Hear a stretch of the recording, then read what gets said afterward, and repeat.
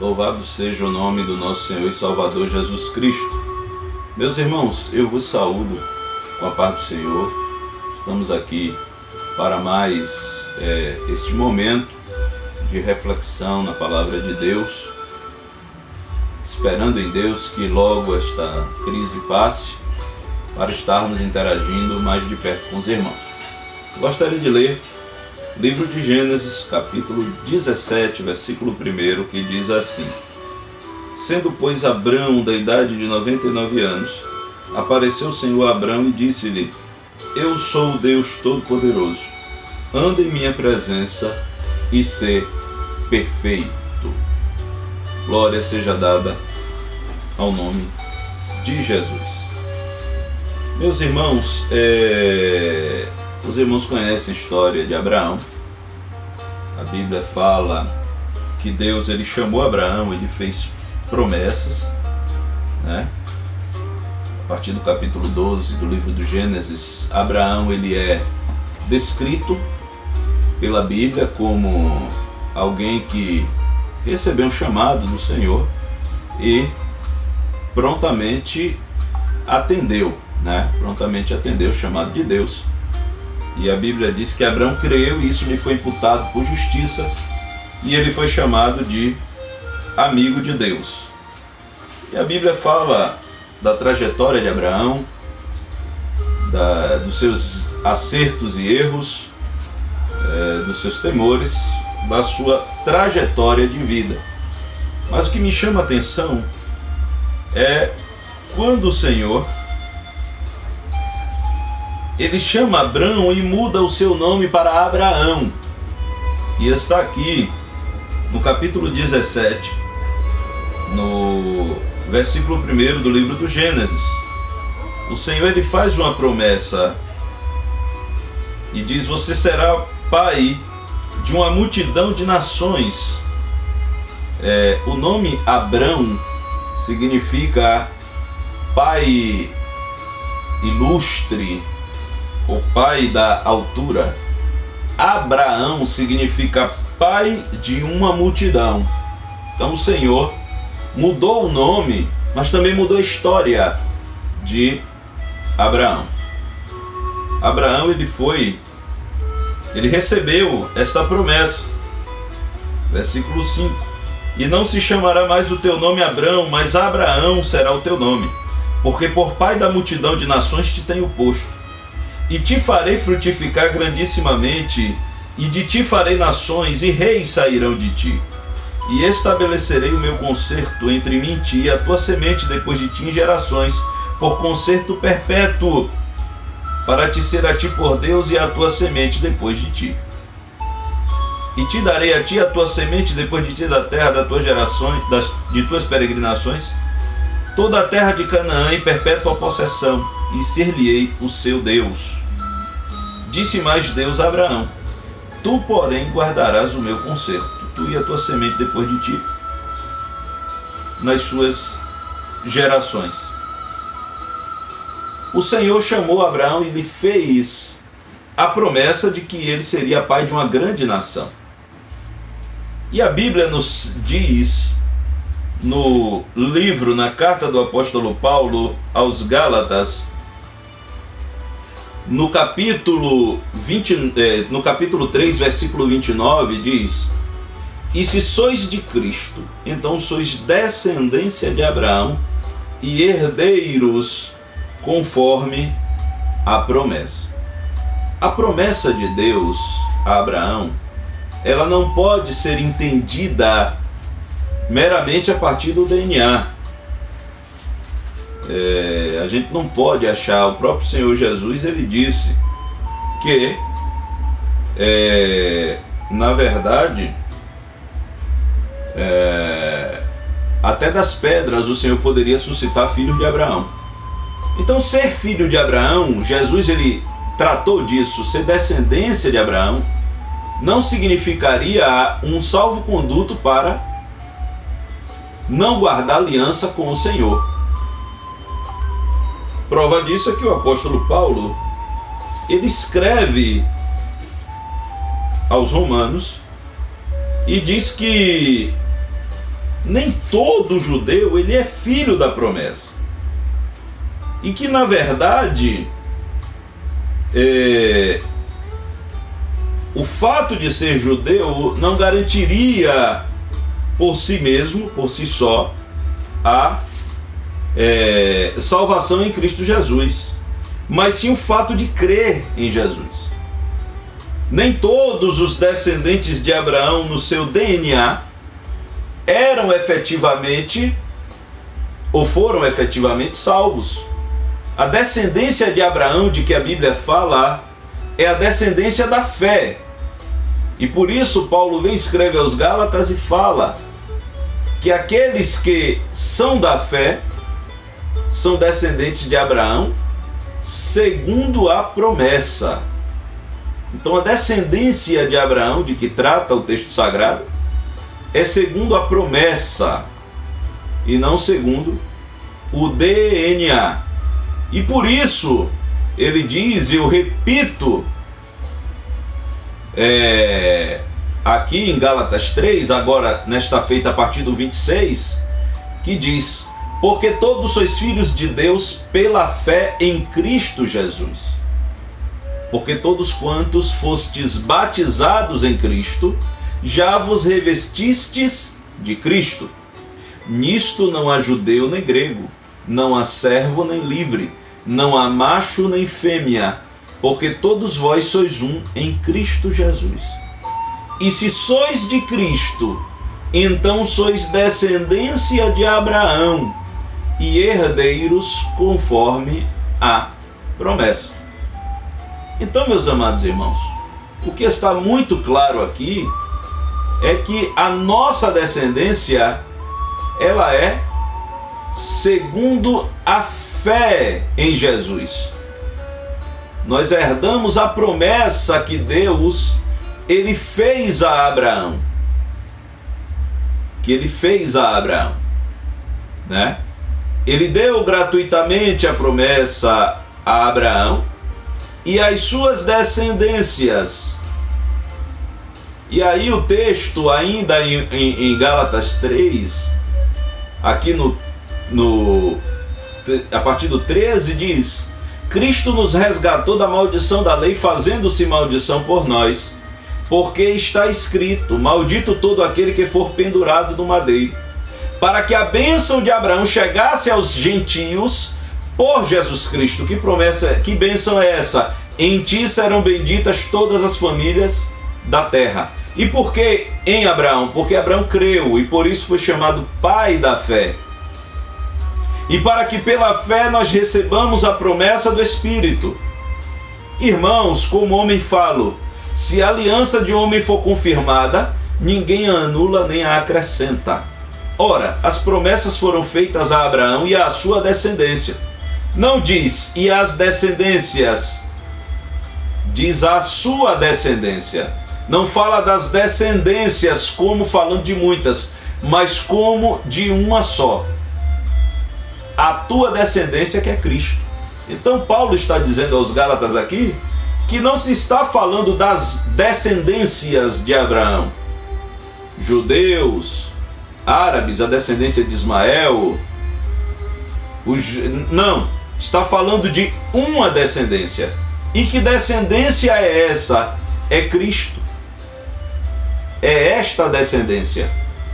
A descendência de Abraão está aqui no texto, Gálatas 3,16, que as promessas que foram feitas a Abraão e a sua descendência no singular, não as muitas descendências, mas uma só, e a tua descendência, que é Cristo. Mas digo isto, que tendo sido a aliança anteriormente confirmada por Deus em Cristo, a lei que veio 430 anos depois, não a invalida de forma a abolir a promessa. Porque se a herança provém da lei, já não provém da promessa, mas Deus pela promessa deu gratuitamente a Abraão. Então aqui veja que a promessa é anterior à lei. A promessa que o Senhor fez a Abraão é anterior à lei de Moisés. É anterior à lei de Moisés, né? A lei foi dada 430 anos depois e não anulou a promessa. mas também a promessa não vem da lei, porque esta promessa Deus deu gratuitamente a Abraão, ou seja, graça. Logo, para que é a lei? Porque a lei foi dada entre Abraão e Cristo. A lei mosaica foi dada. Foi ordenada por causa das transgressões, até que viesse a posteridade, a quem a promessa tinha sido feita, e foi posta pelos anjos na mão de um medianeiro. Ora, o medianeiro não é de um só, mas Deus é um. Logo, a lei é contra as promessas de Deus? De nenhuma sorte. Porque se fosse dada uma lei que pudesse vivificar, a justiça na verdade teria sido pela lei. O que isso significa? Significa que a lei ela não é contra as promessas, mas ela também não consegue justificar o homem. E nem foi dada para isso. Ela foi dada por causa das transgressões, até que viesse a posteridade a quem a promessa tinha sido feita. Mas a Escritura, diz o versículo 22, encerrou tudo debaixo do pecado para que a promessa pela fé em Jesus Cristo fosse dada aos crentes. A promessa pela fé em Jesus Cristo, ou seja, para eu herdar a herança, a promessa que o Senhor fez a Abraão, eu preciso crer em Jesus Cristo. Mas antes que a fé viesse, ou seja, entre Abraão e Cristo, estávamos guardados debaixo da lei e encerrados para aquela fé que se havia de manifestar. De maneira que a lei nos serviu de aio para nos conduzir a Cristo, para que pela fé fôssemos justificados. Para que serviu a lei? Aio. O aio, que é a profissão que hoje, que deu origem à profissão moderna hoje do pedagogo, tanto que aio significa pedagogo, era o responsável pela tutela da criança enquanto do seu período escolar. O aio era um escravo, um servo, que cuidava das questões de educação da criança. E a lei nos serviu de aio para nos conduzir a Cristo. Assim como o pedagogo conduzia a criança, a escola conduzia a criança ao aprendizado, a lei nos serviu de aio para nos conduzir a Cristo, mas a lei não justifica. Porque, como disse Tiago em sua epístola, se alguém tropeçar em um só ponto da lei, torna-se réu de toda a lei. Mas a lei nos conduziu a Cristo, porque a lei apontou o nosso pecado, mas a lei também apontou para Cristo. E uma vez estando em Cristo, versículo 25, mas depois que veio a fé, já não estamos debaixo de aio, porque todos sois filhos de Deus pela fé em Jesus Cristo. E aí segue os versículos que já lemos. Então, pela fé em Jesus, nós nos tornamos filhos de Deus e não pelas obras da lei. A lei cumpriu seu papel temporário. A lei foi dada para criar a consciência do pecado, para apontar a miserabilidade humana, mas também para apontar para Cristo, o Salvador. Jesus ele veio como judeu, viveu como judeu, cumpriu toda a lei, mas é como a Bíblia diz, que a lei e os profetas perduraram até João Batista. A partir de João Batista, que prepara o caminho, aí vem a pregação da graça e da verdade.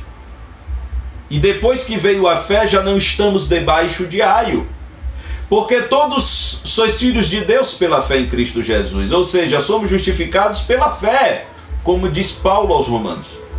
Nós somos justificados pela fé em Cristo Jesus. E nisto não há judeu e nem grego. Nisto não há condição religiosa. Nisto não há servo nem livre. Ou seja, não há condição social.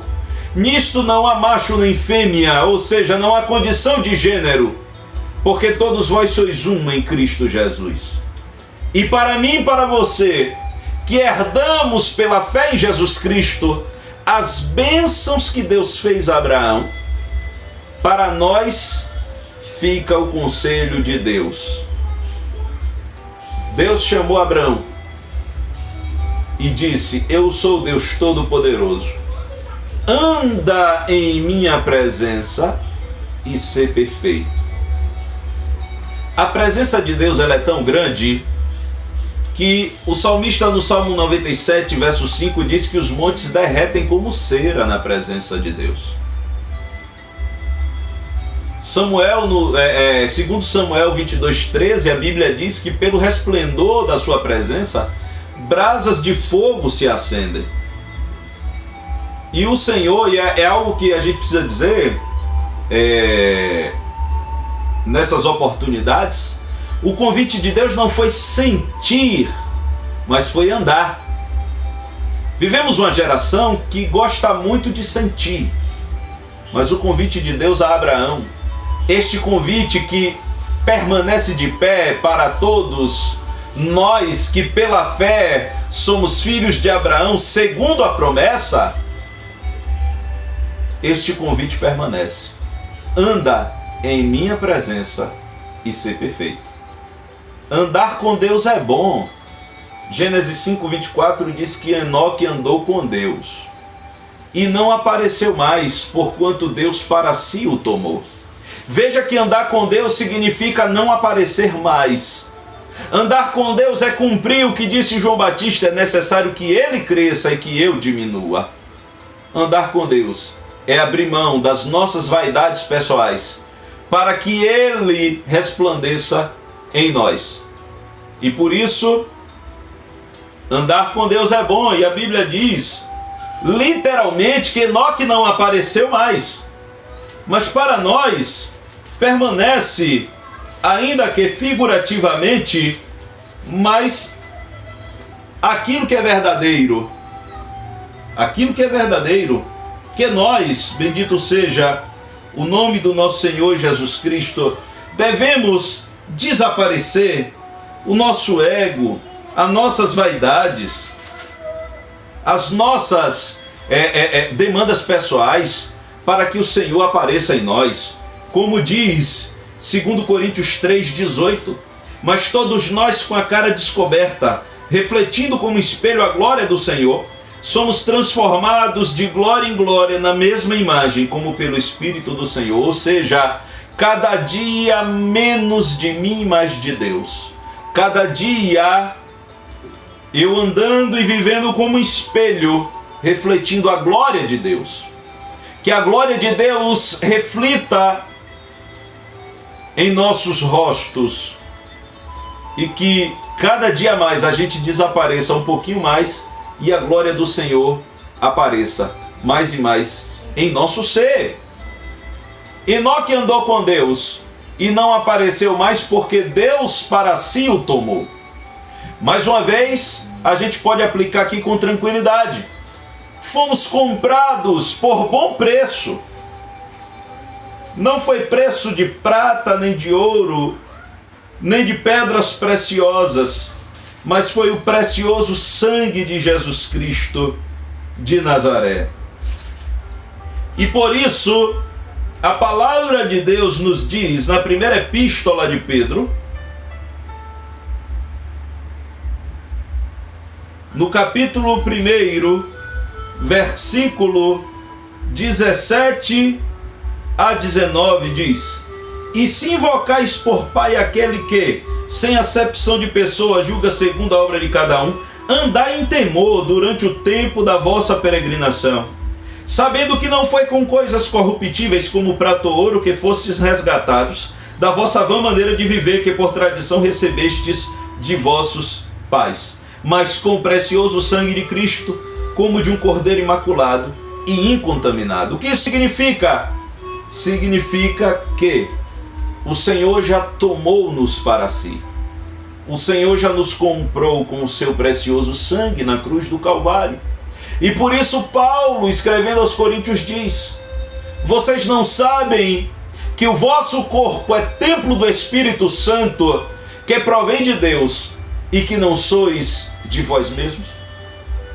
Meus amados, vivemos em tempos em que as pessoas querem andar conforme o seu próprio desejo e no domingo à noite vai para a igreja sentir algo que eles pensam ser a presença de Deus. E sentem algo, às vezes uma emoção, e tem muito lugar aí vendendo emocionalismo barato e autoajuda. E o ser humano é emotivo, é natural a gente sentir emoção, é perfeitamente natural. Às vezes a gente sente emoção assistindo um filme que nos emocione, né? Então é perfeitamente natural o ser humano ele sentir emoção. Ele se sentir emocionado diante de uma palavra que toque muitas vezes em algum ponto da sua alma. Mas é importante nós compreendermos que para além, bendito seja o nome do Senhor, de sentir é andar. O que isso quer dizer? Todo mundo que anda sente, mas nem todo mundo que sente anda. É normal sentir a presença de Deus em um culto pentecostal. É normal. Se o Senhor está movendo as águas, se o Senhor está conduzindo a celebração de um culto a Ele, e se a presença de Deus se manifesta, é natural que todos sintam quem é e quem não é. Mas o desafio que Deus propôs a Abraão foi: anda na minha presença. Andar com Deus. Não aparecer mais. Ser tomado por Ele como Enoque foi. A presença do Senhor é o que nos identifica. Êxodo 33, do 14 ao 16. Disse, pois, irá a minha presença contigo para te fazer descansar. Aqui é um diálogo entre Deus e Moisés. Então lhe disse: se tu mesmo não fores conosco, não nos faça subir daqui. Como, pois, se saberá agora que tenho achado graça aos teus olhos, eu e o teu povo? Acaso não é por andares tu conosco, de modo a sermos separados, eu e o teu povo, de todos os povos que há sobre a face da terra? É a presença de Deus que nos identifica como povo de Deus. E a presença de Deus não é para sentir de vez em quando, é para andar nela. E quando andamos nela, somos identificados diante do povo. Quando andamos na presença de Deus, até mesmo as nações estranhas, até mesmo os povos que não conhecem a Deus, perceberá algo diferente em nós. É a presença de Deus que nos identifica. É o Espírito da verdade que o mundo não pode receber porque não vê nem o conhece, mas nós recebemos porque Ele está conosco e habita em nós. É esta presença que nos identifica. E temos que ter cuidado para não perder este contato. Sansão, o Senhor se retirou dele, conforme está em Juízes 16, 20. O Senhor se retirou dele, ele não percebeu. E ele teve os seus olhos furados. Virou motivo de chacota para os seguidores de Dagon. O Espírito do Senhor se retirou de Saul. E Saul teve uma vida terrível, uma vida derrotada depois que o Espírito do Senhor se retirou dele. E Davi tão logo pecou, ele fez um apelo para Deus, está no Salmo 51, verso 11. Não me lances fora da tua presença e não retires de mim o teu Espírito Santo. Temos que ter cuidado para não perder o contato com o nosso Senhor. Temos que ter cuidado com as cisternas rotas. Jeremias 2, do 12 ao 13. Espantai-vos disto, ó céus, e horrorizai-vos. Ficai verdadeiramente desolados, diz o Senhor. Porque o meu povo fez duas maldades. A mim me deixaram o manancial de águas vivas e cavaram cisternas rotas que não retêm águas.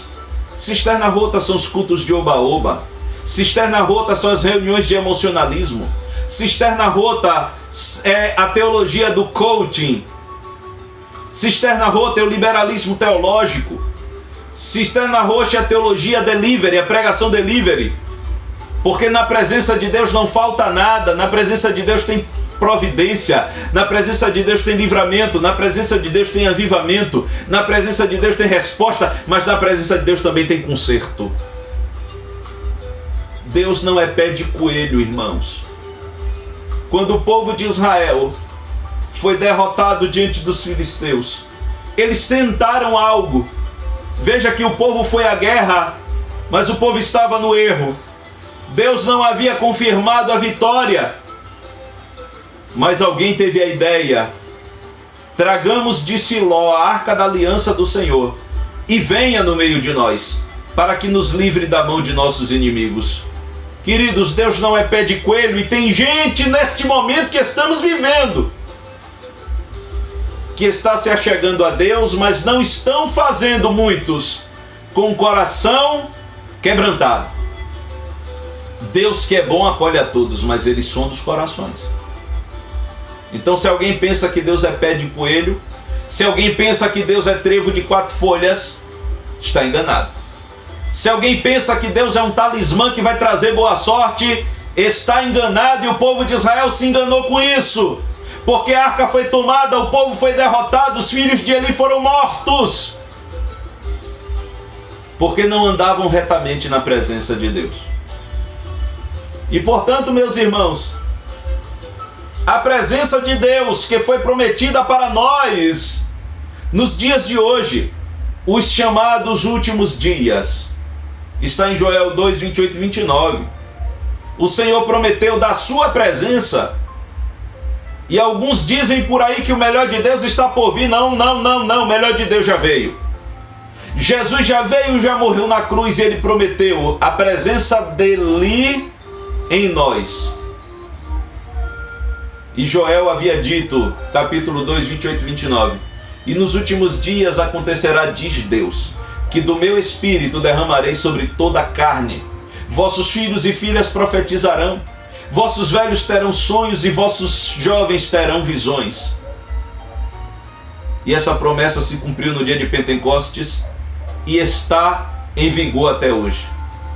E a condição está em Atos 2, 38 e 39.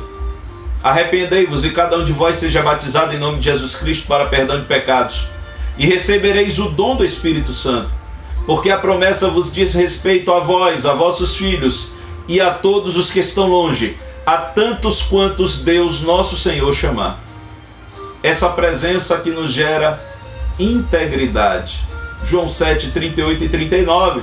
Quem crê em mim, como diz a Escritura, rios de água viva correrão do seu interior. E isso disse ele do Espírito que haviam de receber os que nele crescem, porque o Espírito Santo ainda não havia sido dado, por ainda Jesus não ter sido glorificado. Portanto, meus amados, o desafio que está posto para nós é andarmos na presença de Deus.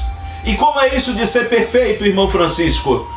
É o processo que estamos vivendo.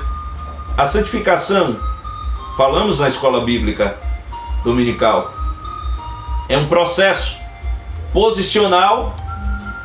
Nós somos santos posicionalmente, progressivo, porque estamos caminhando em caminho de santidade, sem a qual ninguém verá o Senhor.